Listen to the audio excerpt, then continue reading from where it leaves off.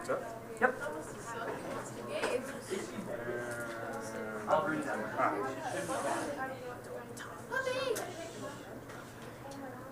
Okay. So if you do graduate from veterinary school, then most people just call you a vet, but if you want to get fancy, you can call yourself that. This is a picture of Dr. Jessup working on a pig. They're spaying this pig, which means taking the female reproductive bits out. I just realized there's a little pig nose right there on the table. I didn't see that before. And there's another surgical team back here working on that pig. So your schooling will involve at least 4 years of undergraduate or university. I started school in Bozeman and finished up in, thank you, simple answer, while rolling here. And Dr. Jessup? I went to Cal Poly in San Luis Obispo, California, on the Central Coast, and got my undergraduate 4-year degree, animal science degree there. But we both got biology degrees. Mine was botany, which study of plants. Hers is animal science, but botany is the degree, or excuse me, biology is the degree that you'll take. After I left undergrad, I moved to the Caribbean and went to school at St. George's University in Grenada in the West Indies for my veterinary degree, and spent 3 years there before going to Pullman, Washington for my senior year. Anybody know where Grenada is? In the Caribbean. Where at? Study your geography. Southernmost island, just north of Venezuela. And that's where I did all 4 years of vet school, and where Dr. Jessup did her last year was in Pullman, Washington, which is right on the border with Idaho. And they have, I think they have a, no, they don't have a medical school. I don't know if they have a law school. It's a full university. The veterinary school is one aspect of it. And once you graduate, most veterinarians will go into private practice, meaning what you usually think of when you think of a vet, somebody in a building with some help, working on cats and dogs. However, private practice can also be large animal, food animal, could be mobile practice like I do. So my day-to-day in a companion animal practice seeing cats and dogs will include anything from wellness exams, vaccines, parasite control, to running diagnostics like taking x-rays, running lab work, doing ultrasounds, seeing emergencies, and we cover all kinds of topics: behavior, nutrition, how to take good care of your pet. Even sometimes we talk about training with owners. So the day could be very different from beginning to end.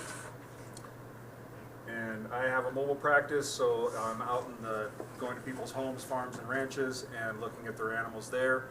My day-to-day will be somewhat similar, but a little different. I still have to take a history, still do examinations, still give vaccines. But the nature of the surgeries I do will be different because I don't have the protection of a clinic and a staff, or I can't hospitalize animals. But I also have to look at many different kinds, not just cats and dogs, also horses and sheep and goats and pigs and all that kind of thing.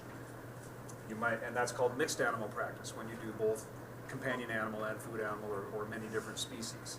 So these are emu chicks on one of our local ranches, and they are not just to be cute, they're actually for production when those animals grow up. The producer uses the feathers, the eggs, the meat, and then there's oils in the skin that they use as well. So they really use pretty much the whole bird. And in a given day, I'll see any one or all of those different species and a few others besides. So my knowledge has to be very broad, but it is not very deep, because I'm limited in my complexity by what I can do with myself, my few tools that I can carry with me. If you have a very depth in knowledge and not much breadth, you're in specialty medicine. So you don't necessarily have to do what we do, which either being in a practice seeing cats and dogs or going out on farm and ranch calls to see all different kinds of animals. You could decide to go to school for a few more years and specialize in something. So one specialty would be marine mammal veterinary medicine. This walrus here lives at SeaWorld, so there's a special veterinary team that takes care of just the marine mammals at that facility.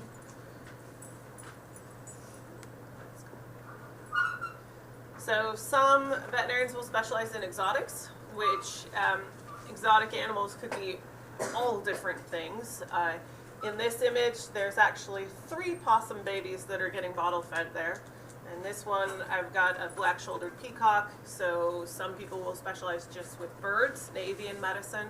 And then another image from SeaWorld, that's a beluga whale, so the veterinarians there would be taking care of whales, dolphins, sea otters, sea lions, all of it, and the fish as well. Some veterinarians will specialize in shelter medicine. This little guy has mange, so I've got gloves on. But with shelter medicine, you could be working at a humane society or a shelter, taking care of animals that are left there or that need to be rehomed. It could mean that you're dealing with things like mange or parasites. It could mean that you're trying to control diseases like kennel cough. Dogs actually get their own version of coronavirus. I'm sure you've heard about that on the news lately. So coronavirus is one of the things that cause kennel cough. Coughing dogs are pretty common. And after there have been emergencies such as flooding or fires where animals have been taken from their homes, oftentimes they're put into shelters until their owners can get back to them. So if there's been something like that where a lot of people have had to relocate, oftentimes they have to leave without their pets, or they don't have a place to keep their pets until they can get back into their homes. And the shelter medicine veterinarians will be on task taking care of those animals. And those veterinarians that have a very difficult time getting a good history. What does this dog usually eat? Has it been vaccinated before? Has it been spayed or castrated? And that can be very difficult to have a good plan for those animals because you simply don't know much about what happened to them before they came to that building.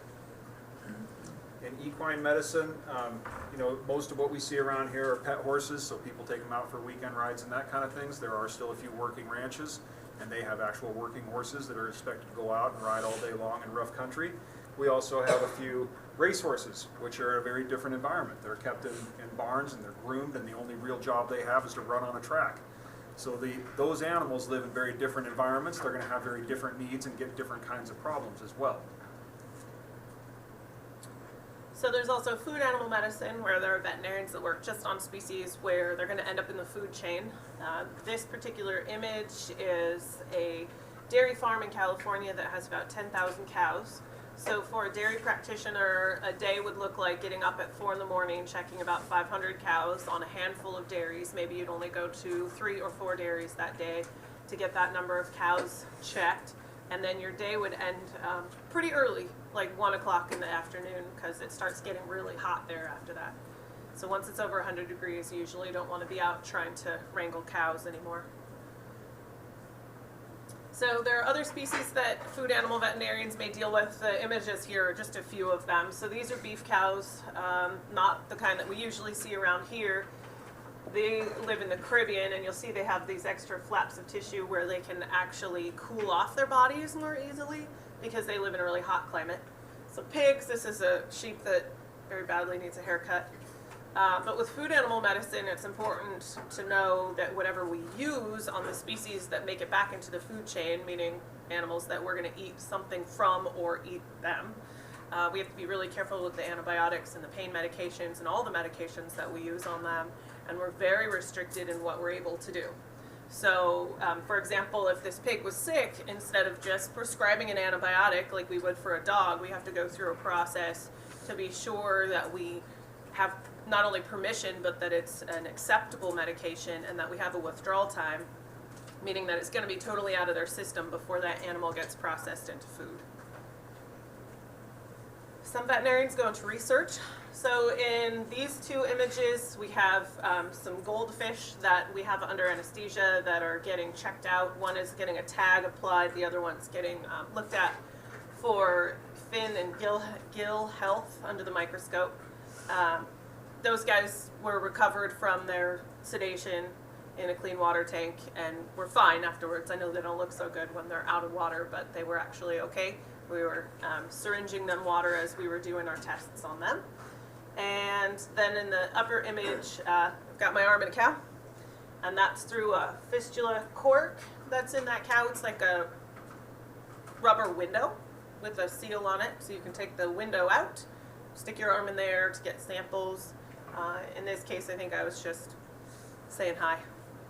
So you might do this for research, change this animal's diet and see how it affects the organisms that grow down in the rumen. Or on a large dairy that has hundreds or thousands of cattle, it's nice to have one healthy animal that they can take some of that healthy rumen juice out and give it to the sick cow that's not eating. It's like a super probiotic. How do you spell fistula? Fistula, F-I-S-T-U-L-A, I think. That's it, yeah. Hole in the side of a cow. A fistula is actually medically describes a communication between two things. So a fistula and not usually a normal one, usually one that is caused by disease but could be caused by surgery. So like when there's an abscess and it drains to the outside world and pus is coming out, that's called a fistulous tract. You could also get into teaching if you really like school and you want to stay at school and 8 years of university wasn't enough, you could go for more. And you could teach at university or high school if you like. Military, they use a lot of working dogs in the militaries, mostly to find bombs and explosives, but also if there's been a collapsed building and there's people still inside, that's a good way to find them. Dogs, of course, have much better noses than we do. Pharmaceutical companies use animals for research, and veterinarians are kept there to make sure those animals are being treated humanely. And then these are government bodies that make sure that our food supply is looked after, that when there are sick animals that it doesn't break out into people, or where disease came from so it doesn't continue spreading among people. And then of course our food inspection, so that they make sure that the food that comes into our food chain is healthy and doesn't have signs of disease or drugs in it that shouldn't be there. Any questions at all? Okay, this next part's a lot more participatory. You've got to raise your hand, ask questions. We're going to look at x-ray images, radiographs of dogs and weird things they eat. And I want you guys to try and guess what they ate. So, we're going to get oriented here first. You can see a little metallic marker down here. It says R on it, means that dog's lying on its right side. There's its spine. There's some air in the lungs. There's a liver and stomach, and a little bit of gas and feces in the colon getting ready to come out, and that's the weird thing that it ate. Is there a knife? There is definitely a knife in here. Is that rope? It is not rope. We know that it's metal because the metal marker and the metal in the knife are this dense. They're almost white, so we know that these other things are white. It's all right. Is it like a cable? Close, no? Coin of some sort. Not coins. It's a chain. Good job. Good guesses on the hard ones. Give a little treat. There's more stuff in here, and this is an important point to recognize because although we can easily see these things, there is also those things. There's the knife. We did not see the plastic handle. We could see the button, but we couldn't see the sheath, and we could see the chain well. So let's go back and check it out here. You can kind of see the sheath around the knife, right? But you can't see any of that other stuff. Yeah, so the line is right here. There's a little bit of gas right around that. But we didn't see the cigarette pack or the Neosporin tube. I guess those are corks. I don't know what that used to be. I think those are filters from the cigarettes. Yeah. So the point is, there might be stuff in there and you might not see it because it's the difference in density that we need to see. Is it gas? Is it fluid-filled tissue? Is it metal? Is it bone? And when those things are next to each other, it's easy to see. When they're the same density, it is not easy to see. Say it. Light bulb. Now, would we go to surgery right away for this dog? Maybe. You have a question? You could use an MRI. You have to lie still for an MRI machine to work. And when you say lie still, and then they lie still, that works. When you tell a dog lie still, it doesn't work. You got to sedate them, and that's not always a good idea. So there are MRIs, and they're also very expensive machines. Not many practices have one. I think there was one up in Eureka, and that was the closest one for a couple 100 miles. You might not take this dog to surgery because this has rounded ends, and it's a nice smooth surface, and it hasn't broken yet. So it might make its way all the way out the dog, and in which case you didn't go to surgery, you didn't put the dog at risk, didn't have a bunch of extra expense. But you might also have an owner that says, I don't want that thing in my dog, I'm not taking chances. If it breaks, we have a bunch of glass and sharp edges and terrible things we don't want. So let's get it out while it's still whole. So you just have to decide on that day with that owner for that patient, what's the best solution. What species? Frog. What did it eat? Go ahead. Ox. I can't imagine why. What do you think? Is that normal or not normal? That's normal. That's part of its skull. So here's a dog lying on its side. There's its spine. There's its liver, heart, lungs, and this is one thing. And nobody ever guesses it, but if you get it, you're going to definitely get like the bag of goodies. What do you got? Right material, wrong thing. Grapes. Nope, that would also be a stick. I'm not that nitpicky. A steak? Nope, A baseball bat? nope, Like a 2x4? nope. Oh, with crossbow? Nope. Hammer. Hammer? Nope, not a hammer. Hammer's gonna have a big old metal head on it. Anyone else? Anyone guess back roller? Right? So this thing was still sticking out the dog's mouth. It's been chewing on that, trying to get it to go the rest of the way down. Yeah, check it out. So you're definitely going to surgery for that dog as soon as you can. Bad dog. So, spine, lungs, heart, that's the vena cava, big blood vessel that brings all the blood back to the heart. There's the aorta taking all the blood out of the heart. And there's some gas, and there's a whole bunch of stuff that dog ate. What? No, not plastic bag. Grass. Not grass. Not stuffing. Yeah. Paper. Not paper. Come on, a few more. Cotton. Right material. What is it? Closer. Say what? No, it's cotton. What Might be what a cotton formed polyester into what? blend. Not cotton balls. Not a shirt. What do dogs eat? What have you guys seen dogs eat? Oh, pillows. Oh, Not pillows? I know. Say it. Insulated. Not insulation. Yell it out loud and proud. Shoe. Not a shoe. You guys are getting so close. 10,000 socks. Right? Well, not 10,000, but yeah. I think it was 32. It was 32 socks apparently. Wow. This one's really tricky too. This is the same thing, several of the same thing. Yeah. Not rings. They would be metal like that giant R down there. Crawdads. Cool guess, not it. Not shoelaces. No, I like that. Get crazy with your thinking. Get weird stuff. What do you got? Rocks. Not rocks. They would also be like dense like that R. Kind of like they were on the frog. Plants, not plants. Plates. Plates, not plates. Headphones, no. But they'd find them in the bathroom next to the tub. Soap balls. Not soap. What? Soap dish. Nope. Who said it?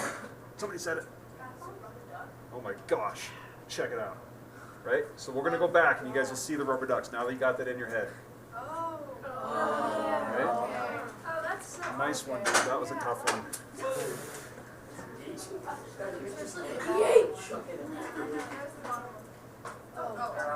Arrowhead.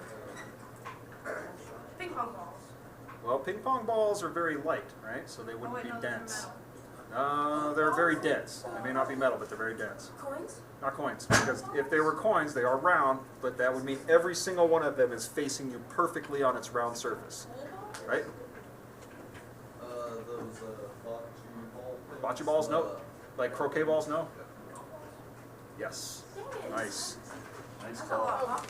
Did you guys have a few golf ballers out there? Whoa. No pandemonium. Be cool. Oh wait, we gotta go back. Got it then. So, you know, they got in the dog. They're probably not coming out the dog very easily, so we need to go to surgery for this dog. But there's something else really important here that we need to notice before we go to surgery. It's normal, but it's really important that we notice it. Can you guys see it? Oh, is it that Okay, up or down? Where do you want to go? So the dog's rib cage is here. Yes, these ribs, nope, that's normal, but that's not the thing we want to see. Yeah. Is it the back? Nope, the back looks So pretty good. This is gas in the intestine. So that's farting, that's poop. It's gas just made by bacteria. Anyone else? It's right here. Not something the dog ate. Yeah, what? Nope, not smoke. Smoke would be a gas, it'd be dark. Big hint, this is a female dog. What? No. Yes, good one. Those are fetuses, and you need to know that if you're going to surgery. So you can see the little skulls right here, and spines, and even a few little baby ribs right there. So that definitely is going to affect what kind of drugs you can safely use on this dog.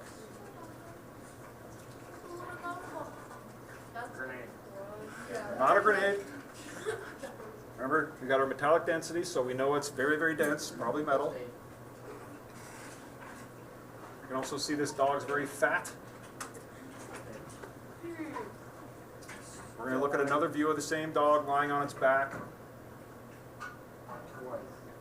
You can also see it has a microchip right there. It's not in the heart. Microchip's up here or down here somewhere, probably up here. Yeah. Nope. Cheese. Close. Metal, several things, yeah. Nope. Somebody guessed it previously on a different set of x-rays. The golf ball ones. Somebody, on the golf ball one, somebody said it. Like, pool balls? Nope. They're not spheres. They're round, but they're not spheres. Coins. Yeah. So, you know, this, and these coins might be able to pass through that, although that's quite a lot. Yeah, when they get in the stomach with a little bit of stomach fluid on them, they stick together.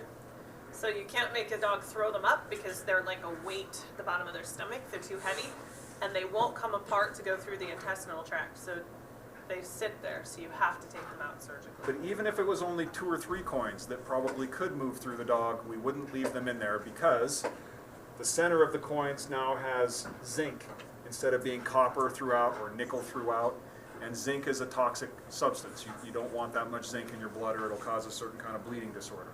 So if we saw that and suspected it was coins, we would say we're going to surgery, we're getting these things out of this dog. Any questions at all? Okay, we're going to break up into stations. So we've got 3 stations in the back, and we're going to do one up here in the front. So the one with the yellow box is going to be an ultrasound station. Dr. Smiley is going to be manning that one. He'll show you guys the ultrasound. In the far corner, there's a couple of dental models. There are some parasites back there. This front table, I've got a couple of microscopes set up with some cancer cells on the slides. There's teeth, there's bladder stones, there's some orthopedic stuff, so kind of fun. You guys are welcome to pick them up and look at them. Some of them are very difficult to replace. Please don't drop them. I'm going to take your eyeball out of there if that's all right. Sure. Okay, I'll have U6 come up to Dr. Jessup first. These 2 tables, go back to station 6 with Dr. Smiley. So what I'm going to do, And then these 2 put a tables, little rubbing alcohol here so that we have better contact with the little check out the info package. show you his heart. So what we're going to see is a pattern of the EKG, which is electricity moving through the cells of his heart. So each one of these is a beat. And I'm going to get you guys a symbol. This is to be first. That stethoscope. Okay. Flip it over. This is an ultrasound. It's a very durable one. It doesn't have a big screen. It doesn't have a lot of cool stuff. It's very tough. Now, are you able to see the screen and hear it and see it at the same time? So I'm going to look through my eyelid into my eyeball and show you how it's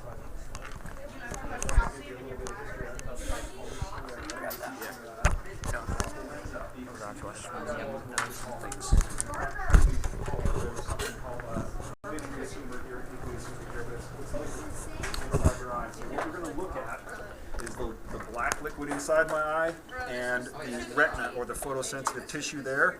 And if I just put that right on my eyeball, you can see that black sphere is the inside of my eyeball, and those white lines on the bottom are the photosensitive tissue, the retina, and then there's some black blood vessels behind me. Just put this on my forearm. We put a little bit of alcohol, rubbing alcohol, so that there's no airspace. We have real good contact. You could, but you would be so sick. And you can see when I move my muscles in there, the movement in the fibers, the white lines are the fibrous tissue between the muscles. And if we move it up onto like a blood vessel, and veins are really easy to collapse, and so we're not going to get a great image here, but you'll be able to see a little black circle. That black circle under the probe, that's the blood inside of my vein. Anybody want to put that on their own forearm or wrist? There you go. No, I think I traded for hamburgers. And you don't, just push down into it and you'll get a much better image. And now just wiggle your fingers and you see the muscles moving in there. It is cool. So this is a great tool to look inside of an animal. We don't have to go to surgery. We don't have to put them under anesthesia. It's really nice for looking at things like pregnancies. We can look at the heartbeats of the fetuses and make sure that the fetuses are still healthy.